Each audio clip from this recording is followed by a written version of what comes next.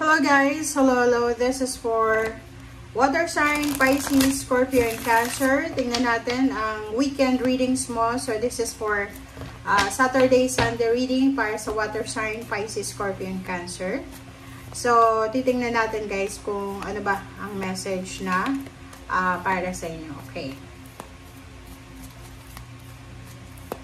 Water sign, Pisces, Scorpio, and Cancer.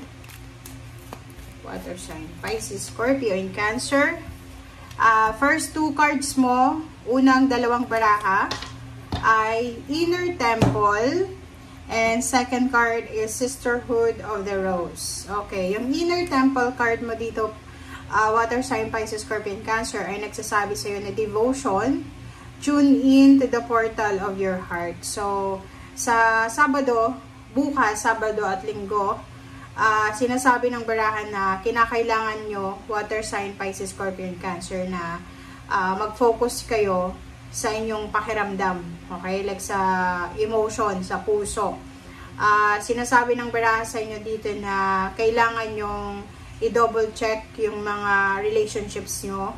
Relationship with yourself, relationship with God, relationship with someone, with your friends, with intimate, with the family, or kung kani-kanino man na relationship. Sinasabi ng baraha sa'yo dito na mag-iingat tayo, water sign, Pisces, Scorpio, and Cancer, sa mga tao, sitwasyon na gusto mong ipasok sa buhay mo. Okay? Make sure na bigyan natin ng priority, bigyan natin ng importansya, yung ating puso, yung ating kapayapaan, ng ating nararamdaman. Kumbaga, kailangan mong i-honor ang iyong emotion, i-honor ang inyong nararamdaman. Okay? So, take care of your heart, take care of your body, take care of your relationship, and take care of everything na nag-i-involve sa'yo. Okay? Dito naman, beauty and devotion. So, resonated siya sa first card. Sinasabi ng baraha, priestess, mystic, teacher. So, dito parang sinasabi sa'yo na kung may mga kinakatakutan ka, water sign, Pisces, Scorpio, and Cancer, huwag kang matakot. Harapin mo ito. Like Saturday, Sunday, siguro yung iba may trabaho, yung iba nakabakasyon or may weekend, di ba, walang trabaho. Pero yung may mga trabaho, siguro yun, yung natatakot ka na baka pag umabsent ka, wala kang sasahurin na next month, parang ganun, or sa katapusan. So, nakikita ko sa'yo dito na harapin natin. Kung tinatamad ka, napapagod ka, kung pakiramdam mo, wala ka sa mood, harapin mo yan. Okay? Huwag kang matakot. Okay. So, tingnan natin dito sa second deck kung ano ang sasabihin sa'yo ng iyong mga animal helpers or guides. Okay. Water sign, Pisces, Scorpio, and Cancer.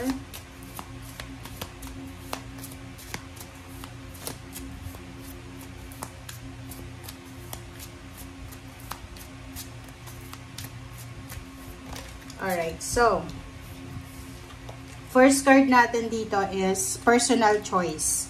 So, personal. So, ang focus ng weekend na to is yung sarili mo talaga. Sinasabi ng baraha sa'yo na sa linggong ito, or sa weekend na to, ipikit mo daw yung mata mo. Okay, close your eyes. And pagpikit mo, ano ba yung animal na nai-imagine mo? For example, pagpikit mo, naisip mo yung aso. Okay, so, ano ba yung strength ng aso na alam mo? Yung aso is faithful, obedient, and then brave din, diba? So, what wisdom do they share? Ano ba yung, kumbaga, lesson or wisdom na isinishare sa atin ng aso? So, yung aso ay parang nire-remind yung mga tao na kailangan nating maging faithful and obedient. Okay? Embrace this quality. So, yun. Sinasabi ng baraha na sundin natin or gayahin natin yung aso na kailangan nating maging faithful, kailangan nating maging obedient, kailangan nating maging honest. Okay? And yung aso din is magaling sila mag-protect ng kanilang owner. Okay. So, Sea Author, happiness, water sign, Pisces, Scorpio, and Cancer. Be the master of playful living. Release expectations and enjoy every day. Let worry go and instead choose love. So, resonated na naman siya sa first 2 cards. Surrender to the waves. Your good destiny of love is sure. Diba? So, ito, resonated na naman siya sa first 2 cards na sinasabi sa inyo dito na kailangan nating alisin ang ating mga expectations sa araw-araw and enjoy natin yung buhay natin dito sa mundo. Kumbaga, wag tayong masyadong hard sa sarili natin. Pwedeng makaresonate ito sa lahat ng Pisces, Scorpio, and Cancer, lalo na kung ikaw ay masyadong abala, masyado kang workaholic na wala ka ng, parang masyado kang nag-i-expect para sa future mo. So, sinasabi na, yun, High Priestess, kailangan natin na alisin yung mga pag-aalala natin, prioritize to love, and don't be afraid na magmahal tayo, okay? Surrender na lang natin sa Panginoon kung ano yung destiny natin. Alright, so, Pisces, Scorpio, and Cancer. So, tingnan natin dito sa third deck.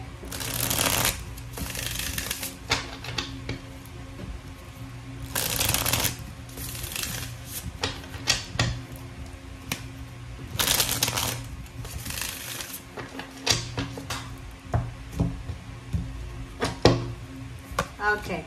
First card natin is Temperance. Second card natin is Queen of Wands.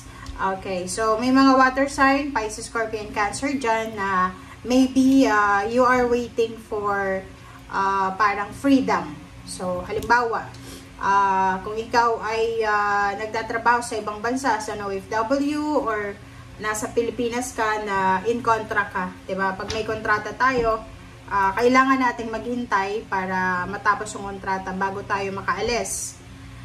Dito sa barang to, yung iba sa inyo parang feeling entrapped. Pag feeling mo entrapped ka, parang impatient ka, 'di ba? So, sinasabi ng barahan na for this weekend, if ever lang na makaramdam tayo ng entrapment, ng stagnation, especially dito sa pera to pera. This is Page of Pentacles. So, maybe you're waiting for a lump sum of money, or parang may iba dito na water sign by Scorpio and Cancer, especially yung Scorpio and Cancer.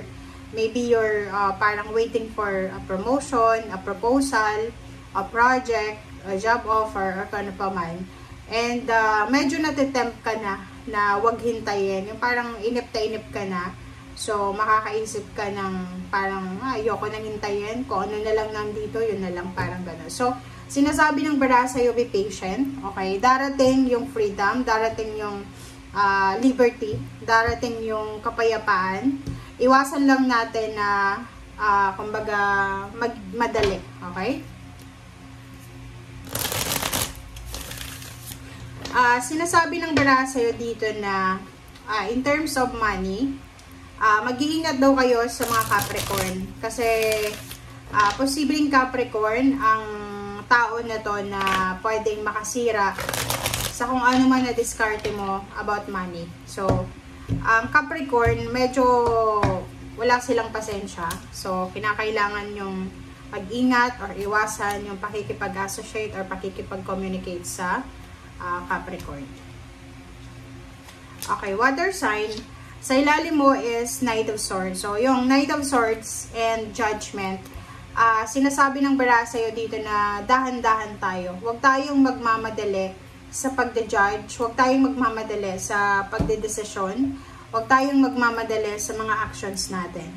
Three of Wands and Four of Swords. Sinasabi ng bara sa'yo dito na meron ditong mag-asawa. Mag-asa-asawa sila, mag-ina, magtatay, magkaibigan, magkapatid, mag-boyfriend, girlfriend, mag-live-in partner, na parang naghihintay kayo kung kailan ba. You pray so much, parang sobra-sobra yung prayers nyo, yung manifestation nyo, and hinihintay nyo kung kailan na ba darating yung katahimikan, yung parang peace of mind. Kasi parang lahat ng ginagawa nyo parang hindi siya nagiging maganda, parang palpak palagi. So, kung ano man itong hinihintay mo, maybe you're waiting for the date of your wedding, ceremony, or wait of proposal, parang ganon. or maybe wait na naghihintay kayo para sa pregnancy or pwedeng sa birth of the baby or kung ano pa man. Sinasabi ng baraha sa'yo dito na kalma lang. Okay? You need to be patient. Kung ano man itong hinihintay mo, magpahinga ka. Napaka-importante yung pagpapahinga. Kasi pag wala tayong pahinga, pag pagod na pagod tayo, marami tayong maiisip na mga bagay-bagay na parang hindi maganda para sa ating sistema. Okay, so kukuha ko ng baraha para sa Pisces, Scorpio, and Cancer. Ito ay para sa Pisces. Okay, Pisces, Magician. So, Pisces, Magician. Sinasabi ng Magician, guys, na there's a miracle coming. There's an unexpected happening sa love life, sa career, or sa kung ano pa man. Maybe there's unexpected travel, unexpected money, unexpected collaboration, partnership, or kung ano pa man unexpected na kailangan yung paghandaan. This is for Scorpio. Scorpio is the Hermit. So, Scorpio, sinasabi magpahinga, take care of your thoughts, take care of your emotion, take care of your relationships. Kailangan mong pag-isipan ng mabuti lahat ng mga decision making mo. Kasi yung the Hermit is kailangan mo mag-reflect. Kailangan mag-isip, kailangan mag-reflect. Huwag tayong magpadalos-dalos. And for the Cancer, Cancer is reverse na Six of Cups. So, yun. Since reverse siya, sinasabi ng baraha sa'yo dito, Cancer, na huwag ka nang bumalik, huwag mo nang balikan yung mga nakaraan. Mga past relationship, past habits, past lifestyle, past ano pa ba yan? Trabaho. So, you need to move forward. Okay? So, thank you guys for watching. Bye!